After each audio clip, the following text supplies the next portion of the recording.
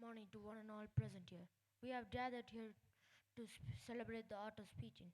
Let us invoke the blessing of the Almighty. Kailash is here to lead us in the prayer.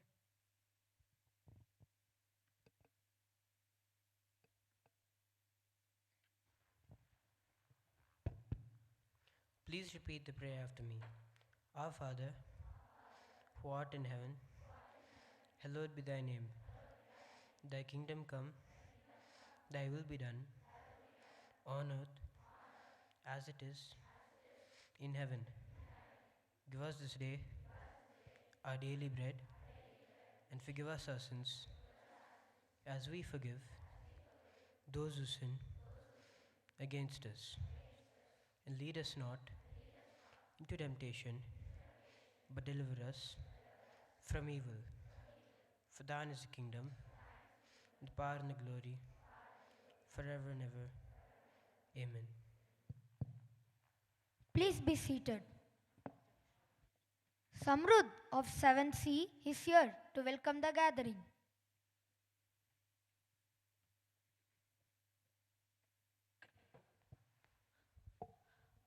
A very good morning to everyone here. It is with great joy that I welcome our Principal Dr. Sarudhan Rajan, our Additional Principal Mr. Shiv Kumar, the judges Ms. Shobna Raghavan and Ms. Jayashree, teachers and fellow Judeans to the much awaited debate competition. Today, our participants will showcase their speaking skills and I am sure we are going to have a wonderful time. Wishing all the speakers the very best. Speak with logic, listen with respect, and above all, enjoy the spirit of healthy competition. Let's make this an event to remember. Thank you.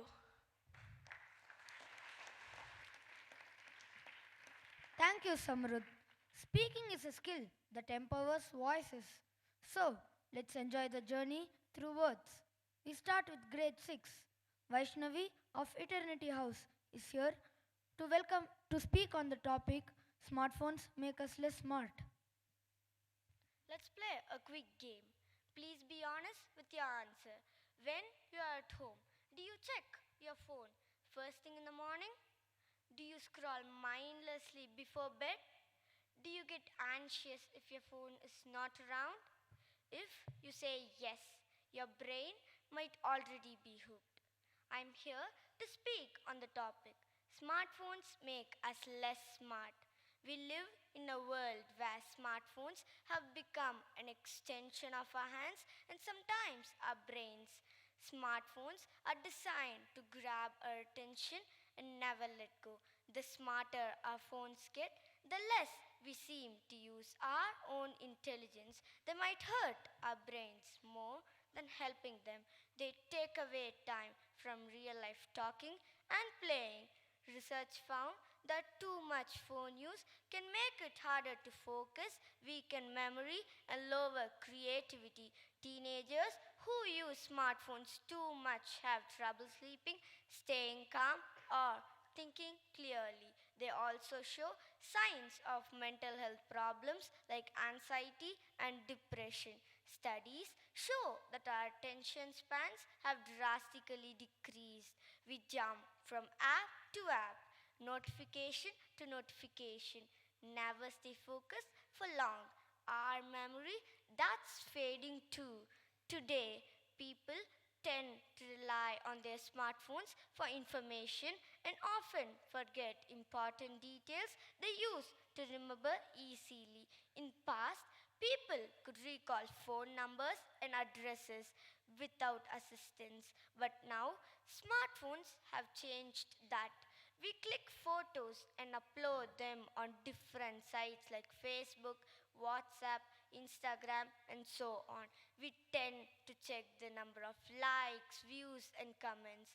This shows that smartphones are using us instead of we using the smartphones. Smartphones create a sense of disconnection even when we are physically present with others. Could a smartphone act like the gateway drugs?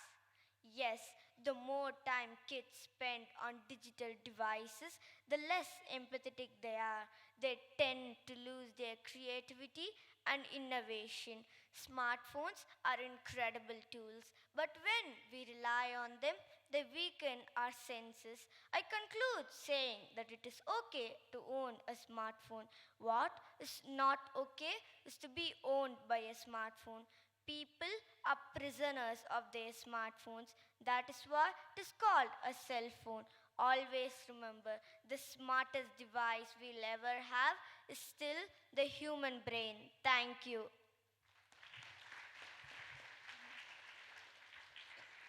Thank you, Vaishnavi. You made us understand we are connected but distracted. Next on stage, we have Smriti of Eternity House to speak on the topic values that we learn from animals. Values are like lighthouses. They are signals giving us direction, meaning, and purpose. In the classroom, it's your teacher who teaches moral values. At home, your parents. For a change, I am going to talk about teachers who don't speak your language, don't use a blackboard, don't wear shoes, but they have paws, feathers, wings, or fur, who teach us a lot of values. You might be familiar with the poem Tiger by William Blake.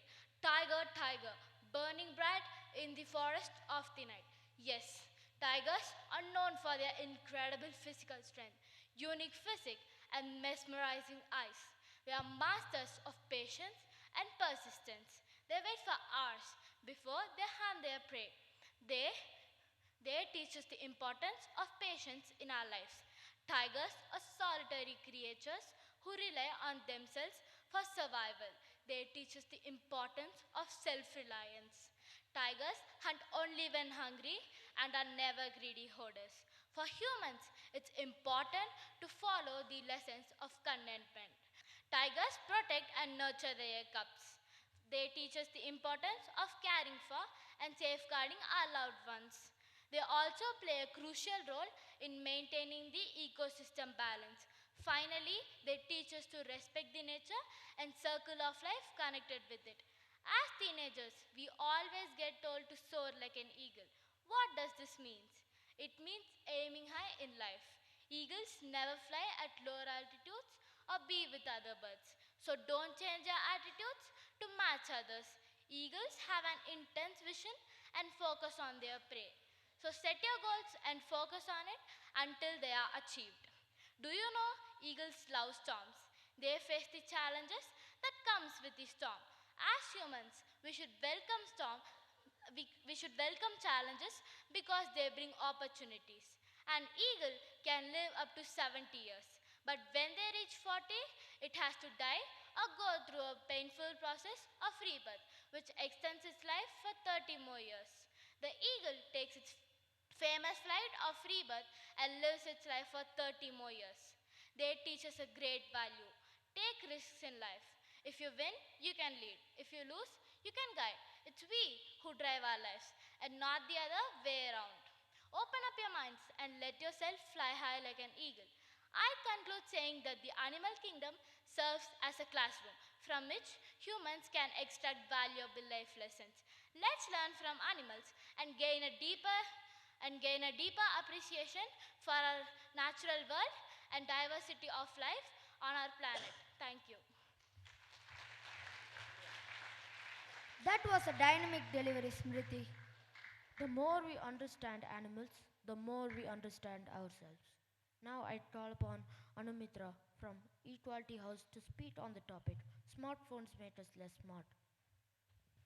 The double edged sword of smartphones. Are we smarter or just connected? In today's digital age, smartphone has become the indispensable part of our lives. We are constantly connected, informed, and entertained. But the question remains, do smartphone really makes us smart? On one hand, smartphone provides its unparalleled access to information. We can Google answers, check facts, and learn new things in seconds. We can connect with experts, leaders, and like-minded individuals from around the world. We can even access to online courses, tutorials, and educational resources that enhance our knowledge and skills. However, on the other hand, smartphones can also be a significant distraction. We are bombarded with notification, social media updates, and messages that derail our focus and productivity. We are more likely to scroll mindlessly through our feeds that engage in meaningful conversation or deep learning. Moreover, smartphones can also create a culture of instant gratification. We are accustomed to getting answers quickly without putting an effort to think critically and solve problems independently. We are losing the ability to think deeply, to reflect, and to innovate. So, let me tell you about research conducted for 30 years showing that people who read something on a screen will remember 10 to 30% less of the material compared to the same material on a paper. A study from Norway recently tested how well kids remember what they learn on screens. One group of students received information on a screen and were asked to memorize it. Second group received the same information on a paper. Both the groups were tested on their recalls. Surprisingly, the children who received the paper version remembered more of the material, but the children with the electronic version were also found to be more stressed. So, do smartphone makes us smart? The answer is complex. Smartphones are tools, and like any tools, their impact depends on how we use them. If we use them intentionally to learn, to create, and to connect with others in meaningful ways. If we use them mindlessly to distract ourselves, to compare, and to consume, then they are a hindrance to our growth. Let's harness the power of smartphones to improve our intelligence, not control our lives. Let's use them to learn, to innovate, and to connect with others in meaningful ways. Let's make a conscious choice to use our smartphones to become smarter, not just more connected. In conclusion, smartphones have revolutionized modern life, but it's crucial to be aware of their potential negative impacts. Balancing smartphones use with other activities is essential for a healthy and a productive lifestyle. Thank you. Thank you, Anumitra. You made us understand smartphones are dumb choices. Next on stage, we have Ria from Equality House to speak on the topic values that we learn from animals. Today, we are going to explore the fascinating world of animals and the valuable lesson that they teach us from determination, perseverance to teamwork and compassion. Animals demonstrate essential life skills that we can learn from. Family first, a lesson from penguins.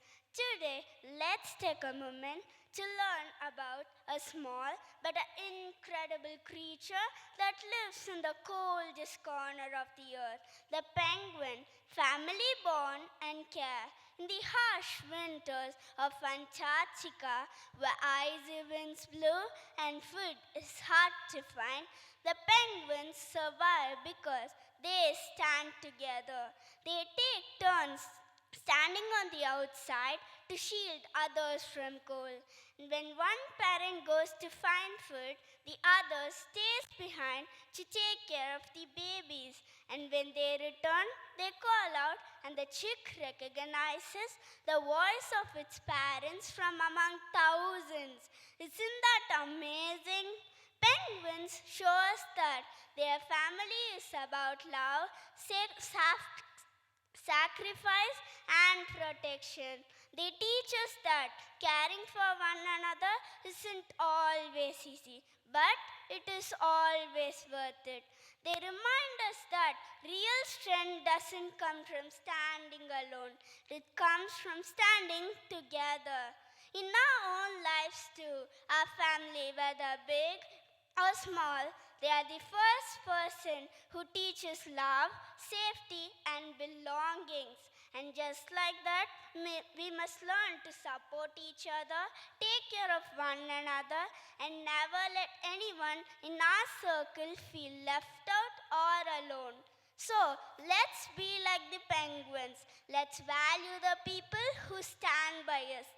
Let's care for each other, not just in good times, but in the hardest times. Because when the world gets cold, our family keeps us warm. I learned the value of determination from ants. Ants are a prime example of determination and perseverance. These tiny creatures work tirelessly to gather food and resources, often carrying loads several times their own weight. By ants, I learned the importance of staying focused and working hard towards our goal, the value of contentment. Animals are often content with what they have and appreciate simple things in life. They don't worry about the material possessors or compare themselves to others. This carefree attitude is something that we learn from helping us cultivate gratitude and appreciation for what we have. Adaptability and resilience. Animals have an incredible ability to adapt to changing environments and circumstances. They teach us to be flexible and resilient in the faces of the challenges, helping us navigate life's ups and downs with greater ease. Appreciating, applying our animal values in our lives. By embracing the values that we learn from animals, I conclude by saying that animals offer us a valuable lessons about life by their determination, perseverance, teamwork, compassion, and contentment. We can become a better versions of ourselves and make a positive impact around the world. Thank you. Thank you, Ria. You made us understand animals are nature's finest teachers. I invite Kavini Sattivel of Fraternity House to speak on the topic Smartphones make us less smart. Our smartphones fall, we panic. Our friends fall, we laugh. A pleasant morning, everyone present here. Whenever I go to a mall, a cinema theater, a restaurant, or an airport, I see people looking all the time at a glowing rectangle. They hold these in their hand, tuck them in their pocket, and call these smartphones. These are truly the marvels of human intelligence as they have revolutionized the way we live our lives. Smartphones can provide us any information and answer to almost any question. Is it our fingertips? When we hold these devices in our hand, we feel confident, powerful, and smart. So, do you mean saying that owning a smartphone makes us smart? On the contrary, smartphones makes us less smart.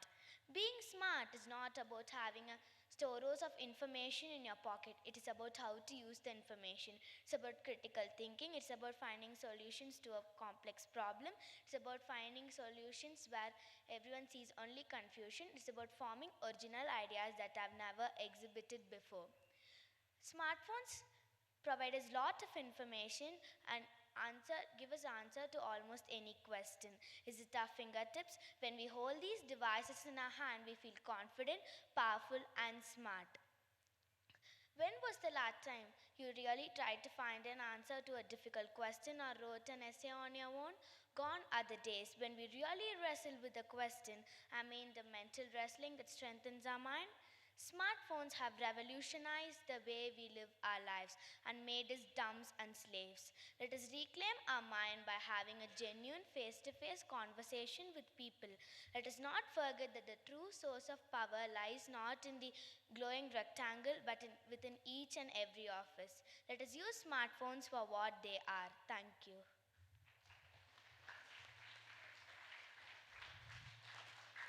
Thank you, Kavani. You made us realize that smartphones not only help us but also they hurt us. Arna of Fraternity House is here to speak on the topic values that we learn from animals. From the ancient Egyptians who worshipped cats and falcons to Aesop's fables to the present day, Animals and birds have always been a source of wisdom. These creatures whom we share our planet teach us simple yet some of the most essential lessons. They teach us to be loyal, brave, hardworking, resilient, and many more. Consider the wolves. Rudyard Kipling wrote, "For the strength of the pack is the wolf, and for the strength of the wolf is the pack." Yes, the wolves exhibit excellent teamwork. Every wolf in the pack cooperates in hunting. The entire pack participates in bringing down a large prey like a deer, elk, or a moose. They not only hunt together, but each member takes up the responsibility of protecting the pups. Effective communication is the foundation of any successful relationship or community. No other animal can teach us this better than the dolphins. They use a complex system of clicks, whistles, and body language which allow them to communicate and maintain a strong social bond. These marine mammals also teach us empathy and compassion. There are numerous stories about dolphins helping other animals and even humans in distress. They remind us that our strength does not lie in displaying our power, but in showing kindness and helping those who are vulnerable. Look to a spider, which can be regarded as a perfect tutor when it comes to patience and resilience. This tiny creature spends a lot of time and energy in weaving its web. This masterpiece is not built in a hurry, but with great care and precision. Spiders teach us that progress is made in small, consistent steps, and setbacks are a natural part of life. Also, a spiderweb is fragile and can be easily torn by rain. When this happens, it does not give up, begins to rebuild with the same determination. What about a owl, a creature of the night? It lives and survives in the darkness that many animals fear. This reminds us that we should never be afraid of the unknown or the difficult times in our life. Every animal on this planet Earth, in its unique way, helps us understand our own potential. Let us be as wise as an owl, as resilient as a spider, and as compassionate as a dolphin. Let us be better human beings than what we were yesterday. Thank you.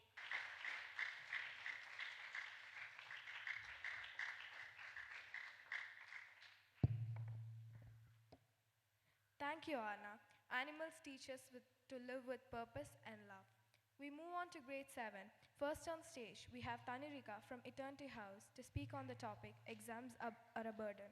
For the present generation, the most dreading terms are exams, tests, practicals, night studies, morning studies, question paper, answer script, and so on. They are like nightmares. They ruin the student's peace of mind. Do you agree with me? I'm here to speak on the topic exams are a burden for students. An exam may last for 2 hours, but the pressure begins months before. It feels like a student's whole life depends on just a few sheets of paper. Just remember the day before exam, you get butterflies in your stomach, books get piled up towering your desk, subjects flushing down your head. The words of your teacher make you a nervous wreck. You turn every page with a rage. You feel like you're in a jail, being trapped inside your own head. The next morning, as you enter the class, you feel fear in the air. Your maths teacher comes inside the class for last minute revision. She points out at you, asking for a formula. A plus b the whole square equal to? You stand and stare at her as all the letters of the English alphabet revolve around your head. You've forgotten the answer. You're like a desperate fish out of the water. You look around at your friends for help. Then you pant and heave and finally give up. You're so stressed that even your stress is stressed. The fear of failure can damage students' confidence and mental peace. Exams test your memory. You might have memorized 200 definitions the previous night and wouldn't forgot your own phone number in the process.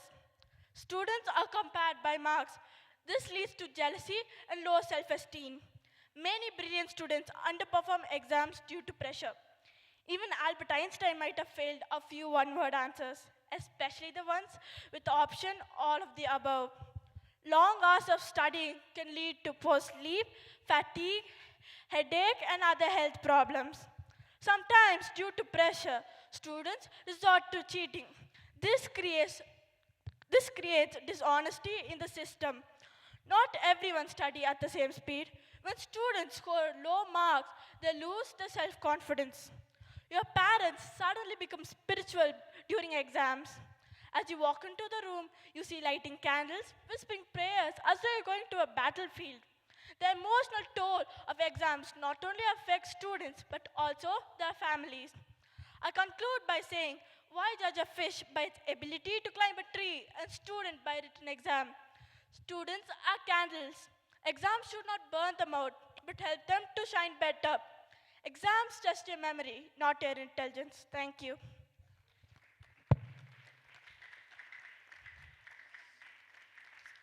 Thank you, Tanirika.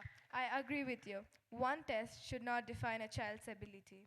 Now, I call upon Avipsa from Eternity House to deliver her speech on exams are beneficial for students. Exams are not just tests of knowledge, but stepping stones to success. I am here to speak on the topic that exams are beneficial for students. Exams are a part of our educational system. The more we appear for exams, the stronger our skills and knowledge becomes. Do you agree that exams prepare students to face real life challenges? Yes, school exams allow us to understand our strengths and weakness. Exams prepare students to face real life challenges. They may prepare students to equip with problem solving skills and ability to handle challenges.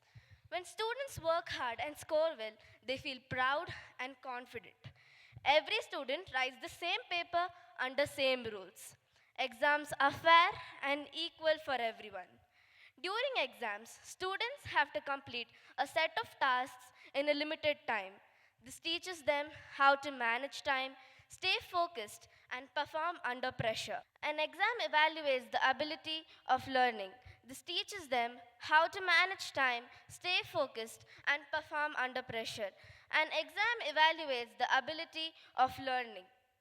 It helps students to develop their thinking, logical, and decision making skills. It all, you may forget your friend's birthday, but you will remember the Pythagoras theorems till the exam ends. It helps students to discover subjects they are interested in. A student who scores high in science can choose a career in medicine. Competitive exams like NEET, JEE build competitive exams like NEET, JEE helps students to open doors to universities and careers based on merit. Exams gives you a thrill by releasing a hormone called adrenaline which activates fight or flight response. During exams, your desk becomes your best friend with your pile of textbooks and half-eaten snacks which acts as your new crew. I conclude saying exams build discipline, reveal academic progress, and help students to face the real world. They reduce bias and allow students to succeed on effort, not background. I reiterate the fact that exams are beneficial for students. Thank you. You're right, Avipsa. Exams identify strengths and areas for improvement. We have Adina Haley of Equality House to deliver her speech on sports enhances the performance of students. They say all work and no play makes Jack a dull boy. But honestly, without sports, Jack wouldn't just be dull. He'd probably be round like a football. Sports are magical. They enhance children's performance in studies, health, and even daily life. A child learns how to calculate the run rate faster than a math teacher while playing cricket. Sports teaches teamwork and discipline. When children play sports, they learn how to manage time, stay healthy, and focus better in studies. Sports also teach children how to win with humility and lose with grace. This makes them stronger not just on the playground but also in real life. Moreover, sports boost boosts memory, sharpens concentration, and reduces stress. When children play sports, they learn how to be energetic and creative. In short, sports are like a training ground for life. My dear friends, sports are not just games. They are the secret fuel that makes children faster, sharper, and healthier.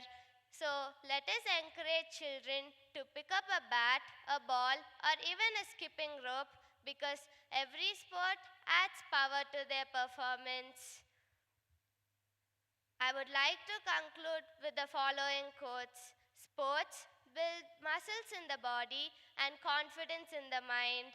Ground practice makes children perfect in classroom performance. From teamwork on the field to teamwork in life, sports teach it all. Sports turn energy into creativity and sweat into success. Books give you knowledge, but sports give you the energy to actually carry those heavy books. So I conclude that sports enhances the performance of the children. Thank you. Thank you, Adina. A child who plays today performs better tomorrow. Shanvi is here to deliver her speech on sports does not enhance the performance of students. Sports may be exciting, but do they really enhance the performance of a child in life? I say no, and here is why. Sports can be major distraction from academics. Hours of practice, training sessions, and tournaments often steal precious time from studies. How can we expect better grades when homework is replaced by football practice? After a match, you don't feel like solving math problems. You feel like solving the mystery of where is my bed. And if you're injured, congratulations, you get a free pass to miss school and also the exam preparation. Sports can drain energy instead of boosting it. After a long, exhausting match, how many students have the strength to focus in math class? Fatigue, muscle pain, or even serious injuries can keep children away from learning for weeks. Not every one of us are born as athletes. Some of us run fast, but only when the lunch bell rings. Sports make the sports kids stars, and the others are left behind holding water bottles. Sports often benefit only the naturally talented one. Those who are not physically talented are left behind feeling ignored or unimportant. Then there's the pressure to win in sports. Coaches shout, parents scream from the stand, and the classmates, well, they just hope we don't embarrass them. Winning becomes more important than learning, and if you lose, well, get ready for motivational speeches never asked for. The pressure to win in sports can create stress and unhealthy competition. Finally, there are a lot more other ways to perform better. Music, art, reading, science experiments. Sports only benefit our muscles, but in life, we also need to train our brain. Because at last I checked, there is no Olympic medal for the best algebra solver. So, friends, let's agree that sports are fun, but performance enhancing?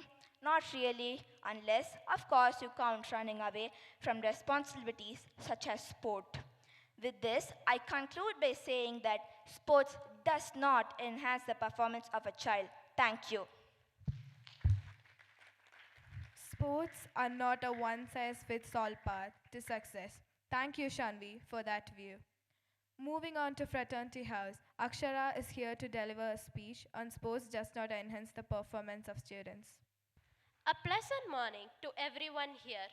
We have all heard the saying, a healthy mind, a healthy body, suggesting that, in short, being active enhances a student's performance in the classroom. Time management, teamwork, and discipline are all considered skills transferred from the field to the classroom. But I'm here to argue from a different perspective that sports does not enhance the performance of students in the classroom. First of all, they get too involved in sports that academics takes the back seat. They get so engrossed that they value short sports goals over long-time academic aspiration. Anything in excess becomes an overdose, and this applies applies to sports as well.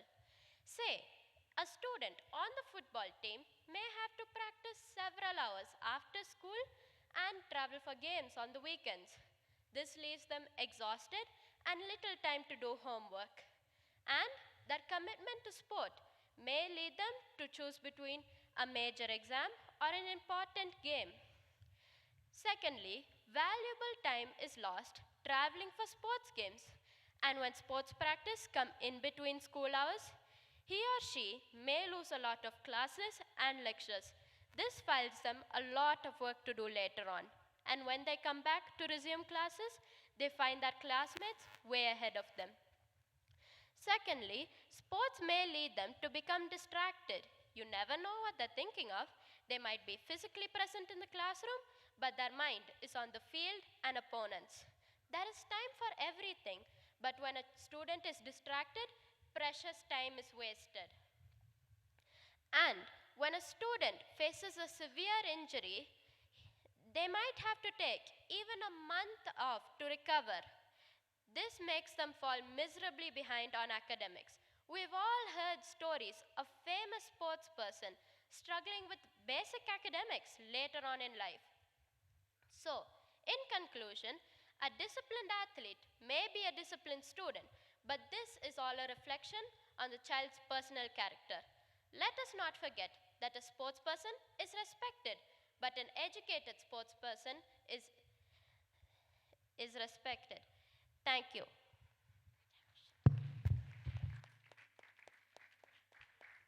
Thank you, Akshara, for that good speech. Next on stage, we have Jamil Martin from Fraternity House with his speech, Exams Are a Burden. Good morning, everyone. Examinations often demand that different students come up with the same answer. And for instance, when asked to interpret a poem, only one interpretation is considered correct, and all unique interpretations are quite simply ignored. But poetry itself is open to many meanings, so why must students be forced to think alike? Doesn't this curb their creative abilities? In today's world, we celebrate innovators like Steve Jobs or APG Capital because they thought differently. Shouldn't our classrooms encourage the same? Instead of motivating students to apply concepts in real life, exams test only memory power. When asked in a history exam, students may be asked to memorize the date of a battle while ignoring the more important questions. Why did it happen, and what can we learn from it? Similarly, in science, students spend hours memorizing a periodic table, but are rarely asked how chemistry is used in medicine or technology. How can such exams bring out true intelligence? They are more about marks than about knowledge. Each child is unique. By forcing every child to fit into one rigid mold, the system is suppressing their ability to express themselves. Suppose a child is brilliant at painting or coding. They might not shine in the exam hall because the system values formulas and definitions over creativities and skill. And the enormous pressure to excel only increases stress. Statistics often show that exam season brings a rise in stress, anxiety, and even depression among students. While some argue that a little pressure is motivating, in reality, this little pressure is often a crushing burden. Students are thinkers, creators, and future innovators. Exams reduce them to a mere number, a percentage, or a grade. Imagine what we need is a system of evaluation that is not a burden, but is instead a journey of its discovery. Imagine project-based assessments where students are asked to create a science model or creative short story to demonstrate their understanding. Such alternatives would nurture creativity, encourage curiosity, and instill a lifelong love with learning. Thank you.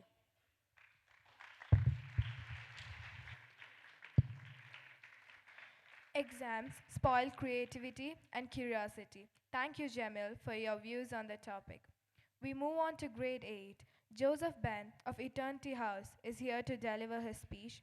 Artificial intelligence is a threat. India's AI driven tech firing could derail middle class dreams as it reduces 2% of its workforce to get future ready for artificial intelligence. AI in autonomous weapons. The UN called for global ban. An anti knife crime activist misidentified by facial recognition. A 60-year-old man has landed himself in the hospital after using sodium bromide as a salt substitute. The man had gotten the idea from ChatGPT. The AI had suggested the man the chemical mostly used in swimming pools and had failed to warn him of the side effects.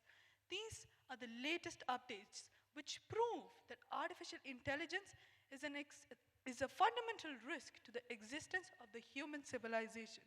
I'm here to speak on the very much proven topic that artificial intelligence is a threat to humanity.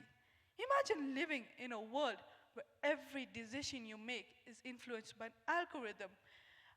Artificial intelligence is now governing our world. We might be losing our personal autonomy without even realizing it. Artificial intelligence is now integrated into military warfare. Autonomous drones and robotic soldiers could alter the nature of warfare, making it faster, more destructive, and less human. Just imagine if AI powered weapons fall into the wrong hands. Just think about the consequences. Artificial intelligence is now also integrated into surveillance systems, tracking everything from our digital footprints to even our real world behavior. It can track our movements, habits, and even our thoughts. We are heading closer towards a world where privacy no longer exists. Have you ever thought what would happen if AI would just alter its own programming without human oversight? The existential risk imposed by AI could be potentially dangerous and unpredictable. AI has now overtaken our world. We depend over it and we are blindly trusting it whether we know without knowing we can trust it or not. I conclude by saying that one day AI might rule all over us. It just like a family pet who looks cute but secretly knows how to disrupt our dinner party. AI is a reflection of ourselves. It's a mirror of our intentions, our desires, and our failures. The greatest question of our time will we be the masters of the machines or will we let the machines dictate our future? The answer is in your hands. Thank you. Thank you, Joseph, for your views on AI is definitely a threat to humanity. Next on stage is Pranita from Eternity House to deliver her speech, Artificial Intelligence is Not a Threat. It's artificial, but genuine. It's not a human, but has a brain. Though it's not a diploma, but master in all degrees. We are slowly reaching a place where artificial intelligence is in the race. I'm here to speak on the topic AI is not a threat to humanity. It represents future. If you're looking for a personal assistant who never takes lunch breaks, who never complains, probably knows better than your therapist, then AI should be a right choice. It helps us set alarms, make calls, provide weather updates, control smart devices, and so on. Just imagine you're on your way to the airport and there's a traffic jam ahead. You would hear a voice. Would you like to take an alternative route? That's AI. AI has a good memory. You just ask your AI, what was you doing 5 minutes ago? It would reply, you blinked your eyes 7 times and opened Instagram instead of studying. That's AI. AI helps doctor diagnose disease more accurately, making daily life more convenient through virtual assistants. AI-powered tools are used in the hospitals to detect early signs of cancer, saving millions of lives. It can process vast amount of data at a lightning speed, enabling breakthroughs in climate science, genetics, and space exploration. It can also predict extreme weather conditions like hurricanes, wildfires, flood with accuracy. AI is being developed to improve the agricultural productivity. It helps farmers maximize yields, respond better to weather conditions, and reduce water. Nowadays, AI-powered robots assist elderly people by providing companionship and medication management. There's a wrong notion that AI eliminates jobs. The truth is AI generates new opportunity for the employment. It plays a vital role in the cybersecurity by protecting and detecting us from the cyber attacks. Are you interested in watching movies? Your AI command, Siri, what's the latest movie in the store for me? It would recommend movies according to your preferences. AI has been developed to improve the agricultural productivity. You just ask your AI, what was you doing 5 minutes ago? It would respond correctly. Now, I conclude saying that AI promises to be a tool that drives us forward and opens doors for innovation. It's not that AI takes everything from us. It's that AI can do what we can't do. So, AI should not be seen as a villain, but rather as a protagonist. Thank you.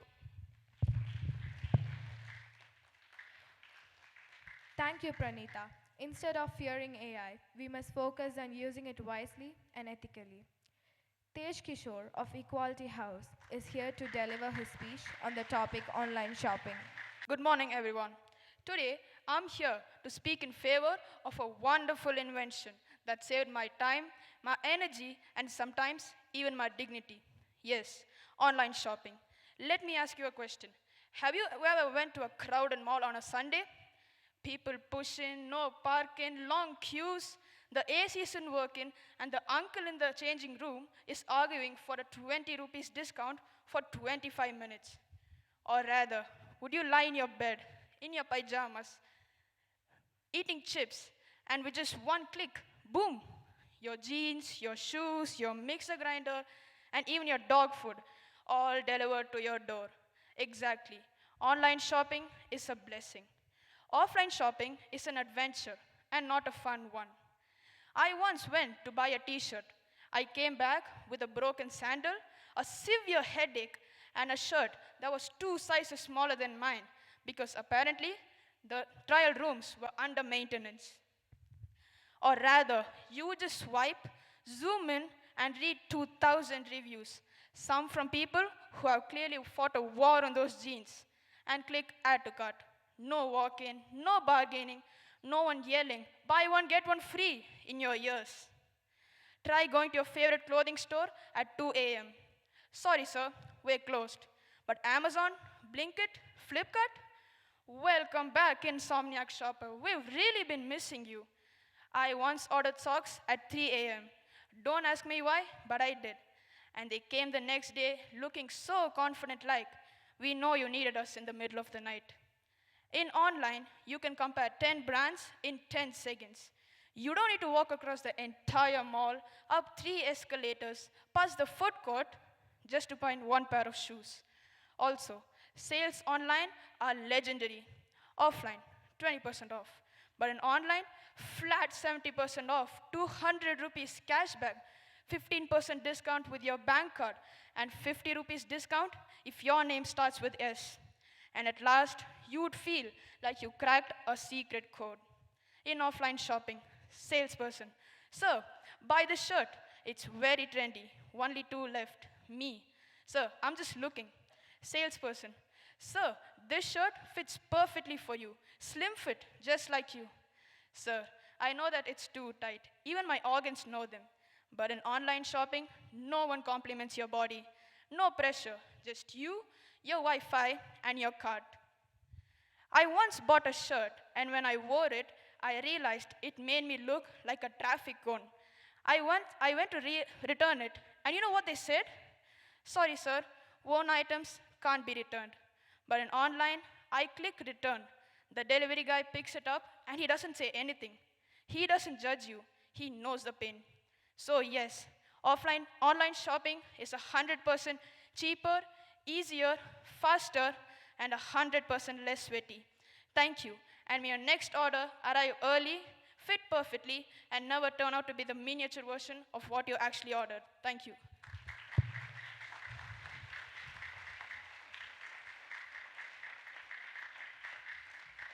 Thank you, Tej Kishore, for telling us all about the benefits of online shopping. Now I call upon Rudranj of Equality House to deliver his speech on offline shopping. Good morning, everyone. Today, I rise to defend a beautiful tradition that's being ignored in this age of scrolling and swiping. I'm here to say no, online shopping is not better. Offline shopping, the old school way, the original way, is still the best. Because guess what? You can't smell a t shirt through a screen, you can't hug a shoe. And no, no matter how advanced your phone is, it can't say, this color makes it look royal. I once ordered a shirt online that looked like something Ranveer Singh would wear. It arrived and made me look like a disco ball having a breakdown.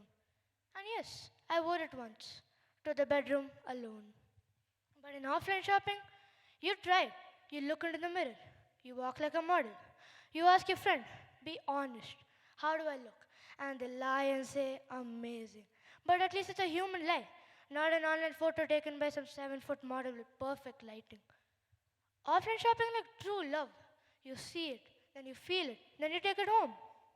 But online, your order will be delivered in 3 to 5 business days.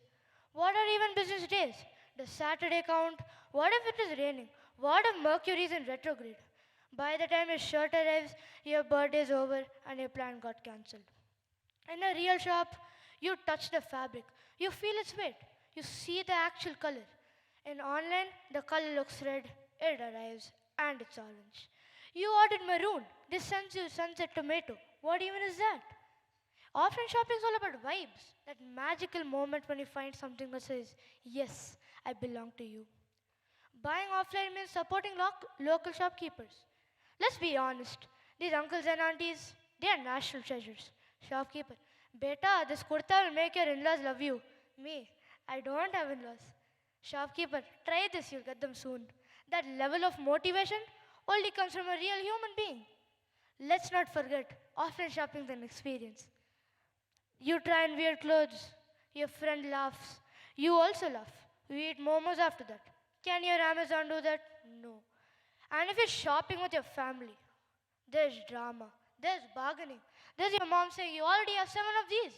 Well, you say, but not in the shade of black. It's chaotic, it's fun, and real.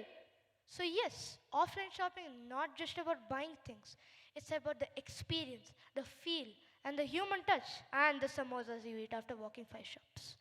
Thank you, and may the next time your shopping bags be full, your shoes comfortable, and your wallet still slightly alive after the next shopping trip. Thank you. Each method has its place. Balance is the key. Thank you, Rudranj.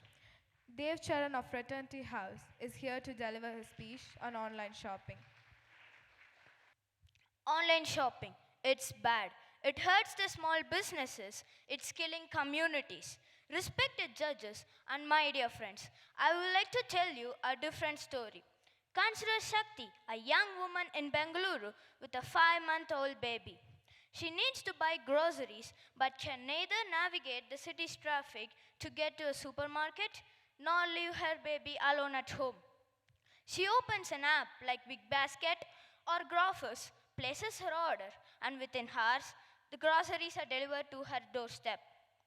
In this case, online shopping is not an enemy, it's actually an ally to our communities, and a great thing for many reasons. Firstly, it's a lifeline for small businesses. Online shopping allows a small business owner in a town to sell his products to people all over the world. It gives them a chance to compete with big corporations. For instance, a small artisan in Jaipur who specializes in block printed textiles can now use a platform like Amazon India or Flipkart to sell his products to customers in Chennai, Mumbai, or even abroad. A feat that would be impossible with traditional storefront alone. Secondly, it empowers us to make smarter choices. With online shopping, we can read reviews of other users and easily compare prices.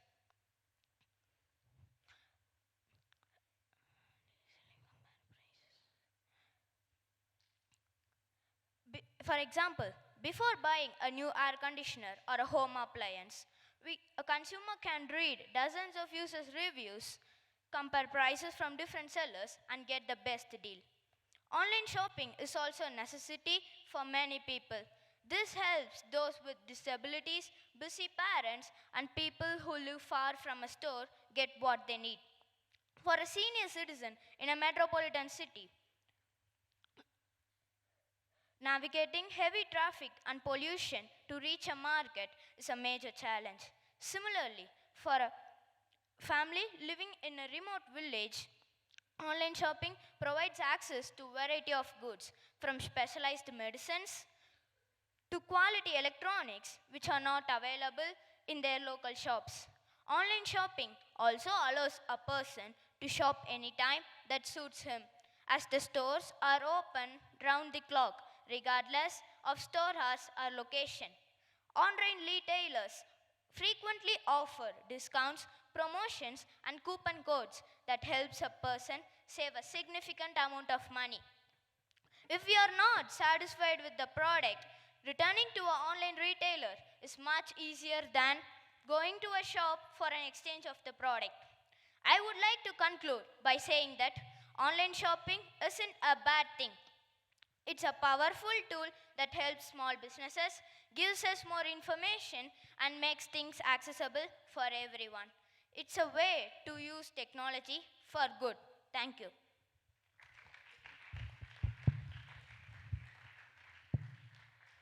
Thank you, Dave, for your views on online shopping, which is considered smart shopping.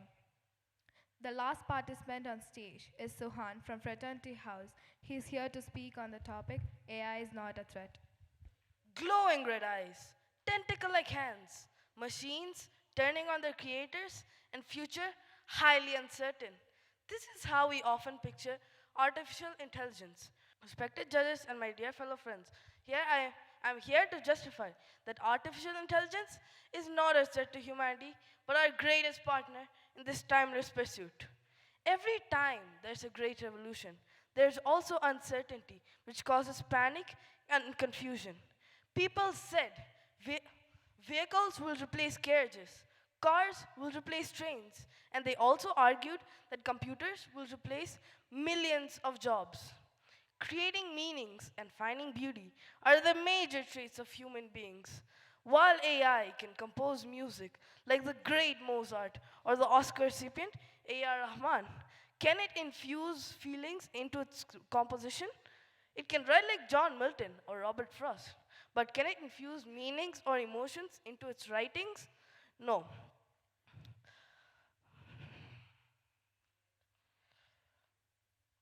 Sympathy, empathy, a touch of humor, the ability to console, and above all, a profound sense of humanity are the attributes that define a doctor. While AI can perform surgeries with exceptional precision, can they replace a compassionate doctor or a nurse? Similarly, can they replace lawyers or judges in the legal system? Definitely not, because weighing human emotions and intentions are far beyond its scope. Can AI become that super teacher whose warm smile and kind words encourage the students? Can their ability to motivate and inspire be replaced by AI? No, because the most important aspect in student education is student motivation. It comes from a social interaction which no present or near future technology can deliver. A computer is a computer. It can never be that super teacher. Tools can replace manual labor. Machines can replace human work. Artificial intelligence may compete with human intelligence, but no machine can cure a human suffering from depression. No machine can provide humanity with love and a sense of security, and no intelligence can replace nature and our bond with nature. AI is just a tool. The choice of how it gets deployed is ours. Thank you. AI is not the enemy, it's the tool. How we use it will define the future. Thank you, Suhan. Requesting the judges to give their valuable comments. A very good morning to the staff and the students. And it was a real pleasure being with you this morning. And let me straight away get into the comments. No comments as such. It was a marvelous stage today for I think for all of us, especially the 6th standard. I didn't expect this much.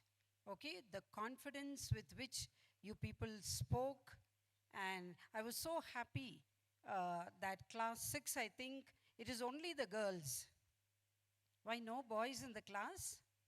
Class 6? Are they boys? Are they boys in class 6? Yes? Why you can't speak? You can't speak, is it? Why you sent up all the girls? Because they are talkative, is it? No, miss. Then why are they up? At least 2 boys should have come up, no? Anyway, next time, see that you boys also please take part, okay? And a small, not correction, I like the topic on the animal, the lessons that we learn from animals. And every assembly, I think both campuses, we have the story of the eagle being screened, and everything about an eagle is given to you. The good, and it's only the good. How many of you still remember those points the teachers have told you? I think even ma'am would have taken an assembly on the eagles. Yes? How much of it has gone into your head? And I like the line, the 6th standard. Smartphones are using us instead of we using the smartphones. How many of you like that line? So all of us are doing that, right? We are giving more importance to the smartphone and less important to people with life. The moment your parents come, first thing what you do is grab the, yes, exactly. Because I don't know what you want to look into immediately, instead of even asking your father or mother, how are you, Papa, how are you, Mama? Huh? Nothing. Okay, so all these speeches, everything is for you. Okay, it's only a few students representing it. Got it, children? Yes? So you know, that is a lifeless thing. We must give more importance to things with life. Got it? And things with life, your parents, your brothers, sisters, grandparents eagerly waiting to see you, uncles, aunts, neighbors. Aren't they waiting for you? Aren't they waiting for your next break? Yes or no? Yes, miss. Only 2 parents are waiting. Others? Good, good, good. Okay, so let me see. I'll ask the teachers whether you grabbed the phone as soon as your parents came. Okay, teachers, the next month end that we are going to have, please. And 7th standard also, exams are a burden. How many of you feel, other than the children who spoke here, how many of you feel exams are a burden? Oh my God. Okay, I think I should put it the other way around. How many of you feel that it is good to have exams? How sad. Okay, now when you're in school, you learn something, you have to, yes, an interesting topic, right? Interesting topic. And just before the exam, somebody said piles of books and that and this and everything. What will happen? You have to work hard instead of putting the ash over here or the sandal here, trying all the color bands here. Even Westbrook, we have the 9th standard doing that. And there's no religion in that, okay? The Hindus, the Muslims, all have that ash on their forehead. Okay? So I don't know what miracle that ash is doing. You will get marks only if you work hard, not by tying color threads, not by sitting and praying just before the exam. No. If you have worked hard, you pray, and then God will reward you. Okay? So don't get into such silly customs. Got it, children? Yes? And that's all, I think. And 8th standard also, it was very good. And the people who spoke on online and offline shopping, recently I had to visit a mall. I went there and my children, they were trying out clothes. I just peeped into that trial room. There was a pile of clothes, whatever the people went, before my children, they had all dropped it down. And what happens? When everybody leaves, they fold, these people stamp on it. Yes, they get on top of it, they dirty the whole thing. What happens? Once everybody goes, the people at the counters bring out everything. I've seen it with my own eyes. And they fold it and neatly keep it for the next set of people to buy it. I don't know about online. The same thing, return, isn't it? So when you return, what happens? Somebody else has already returned your size and it's coming back to you. Yes or no? So which one do you think that is good? Offline, online, offline. How? Okay. How confident are you? How confident are you that the online things are also not used like that? Because you have not seen, isn't it? Anyway, the teachers who have prepared the speeches also, I think they had enough of experience of the offline and the online shopping. Anyway, it was a good, a morning for us. Yes, we too, or I've learnt a lot from the AI, which I'm zero at it, but I've got many points regarding that. Offline, online, exams, animals. It was a lovely treat, children. Thank you so much, and thank you, teachers, for giving us this opportunity. A very good morning to all of you, children. It's such a pleasure to be here this morning. I must really thank our principal for having me here today. To begin with, I must say, I was really flabbergasted, I should say. Kudos to all of you participants. I think you should get a big round of applause. Can you clap for yourselves?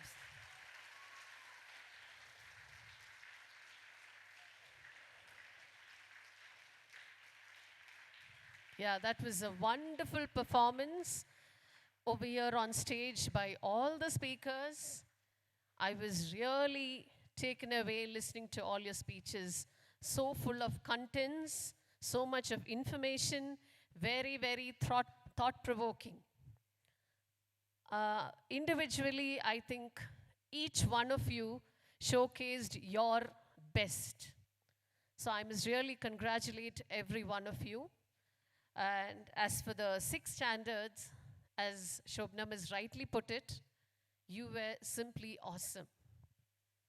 Seriously, children, we could find the difference sometimes when we ask the seniors over there to speak. They have a lot of hesitation, but the way you came up with so much of confidence, I was really taken aback. So, as Ms. rightly put it, we have enjoyed thoroughly this morning with all your speeches. Well, the positive sides I have given you. It's not negative actually, a small correction. See, some of you were mispronouncing some of the words. See, next time when you come on stage, please be careful in your pronunciation. See, that counts a lot because we are from a public school, so our pronunciation has to be outstanding. Okay? So somebody said remain for remain. It's remain. It's not remain. And aspiration. It's not aspiration or something you said. It is not aspiration. It's aspiration. So please, next time you're on stage, check out your pronunciation. Otherwise, you were simply awesome. Thank you. Thank you for the opportunity.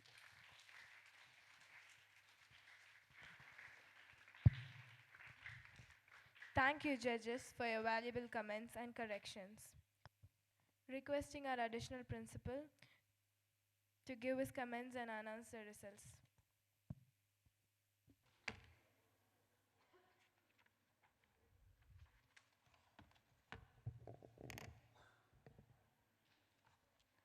Happy morning, everybody.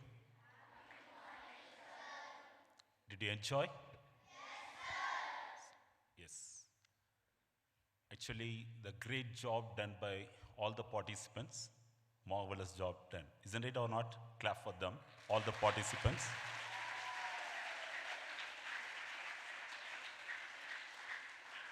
Winning or losing is different, right? But participation is very, very important than anything else, right or not? As Mrs. Shobna said, opportunity, when you are getting the opportunity, try to grab the opportunity and try to do your level best, correct? When you are doing something great job, when you are getting the opportunity, then automatically it can come up in your life, right?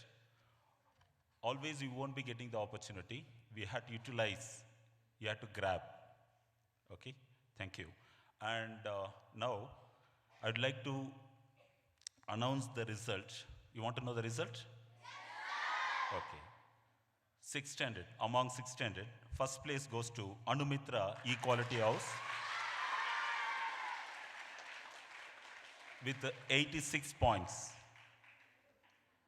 Second place goes to Vaishnavi Eternity with 82 points. Third place goes to Kavini from Fraternity, 79.5 points. Very well done, all three.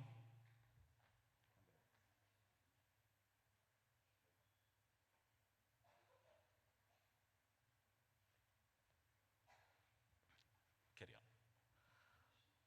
Among seventh standard, first place goes to Thanirika from Eternity,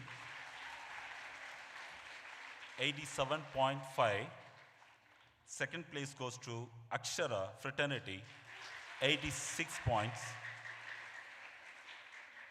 And third place goes to Shanvi from Equality, 83 points.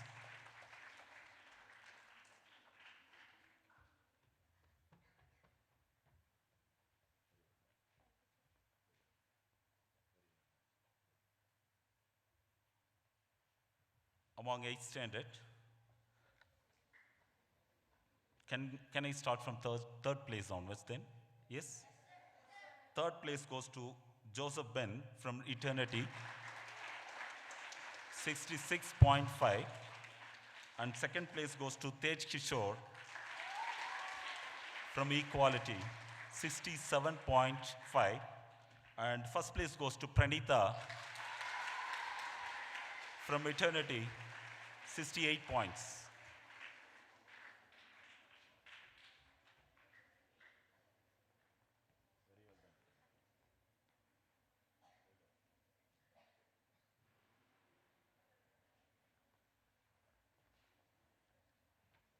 You want to know overall house points? Okay. Second place goes to Equality. Second place goes to Equality, 458 points. Women. And third place goes to Fraternity with 435 points. And first place goes to Eternity, 458.5. Thank you very much.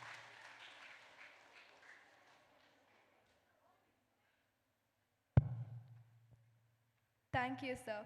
We have Sagashra of grade 6 to thank the gathering. A heartfelt vote of thanks to everyone who made this event a success. I take this privilege to thank our principal, Dr. Saradhan Rajan, for her encouragement and support. I thank our additional principal, Mr. Shivakumar, for his constant guidance. I thank our esteemed judges for their valuable time and comments. I also thank our teachers and the technical department for the smooth conduct of this event. Last but not the least, I thank all the participants. Your passion has made this event truly special. The art of public speaking is not about winning or losing. It's about learning and growing. Thank you all for making this event a special one.